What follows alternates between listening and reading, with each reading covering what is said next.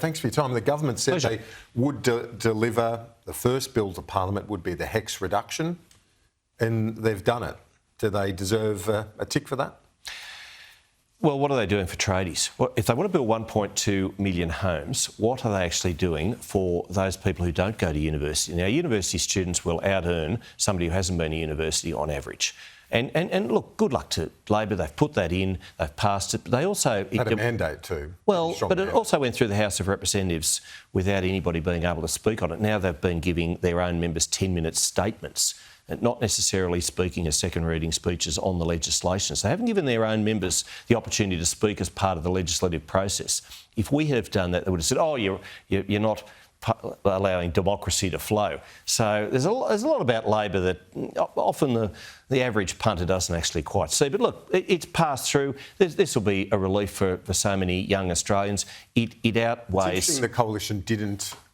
you abstained in both houses. Is that a message to younger voters? Look, we're not going to get in the way of support for you, even though you've obviously got concerns about the equity of it. It's a $16 billion hit to the bottom line. So that money's got to be found from somewhere. Who pays that?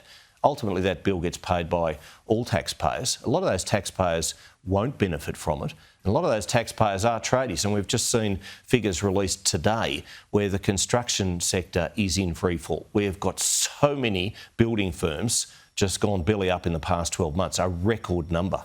And will the reduction in rates that looks imminent, is that going to help? What needs to be done? Oh, well, Jim Chalmers is doing his victory lap on the rates, but ask the average person, how are they faring with their energy bills, with their grocery costs, with their petrol prices? I mean, all of these things have gone up on Labor's watch. For those firms, though, what needs to be done to help prop up the sector? Because obviously we need hundreds of thousands of homes, new ones. Well, indeed. Well, Tony Abbott had a very good plan, tools for tradies. We haven't seen any of that sort of help. The instant asset write-off, Labor has increased it to, I think it's $30,000, but decreased it to 20 from an unlimited amount. Admittedly, it was a COVID supplement, but those tradies will always do better under a coalition government. On the issue of foreign policy, Palestine, the French, the British, now the Canadians, all supporting or signalling they will support recognition. Let's not prematurely reward. What do you think of Australia's position? Well, let's not prematurely reward Hamas. Do you think those countries have done that? They've prematurely rewarded? Absolutely they have. I mean, October 7, 2023 should be seared in the minds of all fair-minded people across the world. What was done then was atrocious, abhorrent. They broke every international rule of law, and now we want to reward them with statehood. No, they should be... Well, it's not rewarding Hamas, because all of those countries... Well, they're running the place. But they've said that the condition, for example, Starmer and Carney of Canada, they've said the condition for their recognition is that Hamas is not a part of the government. Wait and see if that happens. Wait and see if the hostages are released. We should not be doing it. And the Prime Minister himself said just on Sunday, not imminently so. He said not at the moment, not right at this time. The Treasurer said today, not if, but when they will. Well, Australia should recognise Palestine. The Prime Minister's supposedly running the show, not Jim Chalmers.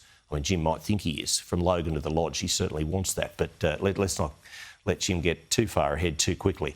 Prime Minister said on Sunday, not now, and that should be the case. We should not reward Hamas. We should not reward this situation, and that's what I think we'll be doing if we rush to follow the lead of Great Britain and Canada. But they are close allies of ours. Sure.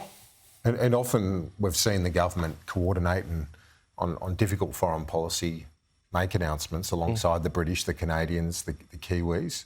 You don't always have to follow suit. It's not always necessary to follow suit. My mother always said if somebody puts their head in the oven, you don't have to go and do it as well. And we should not be rewarding Palestine, Hamas.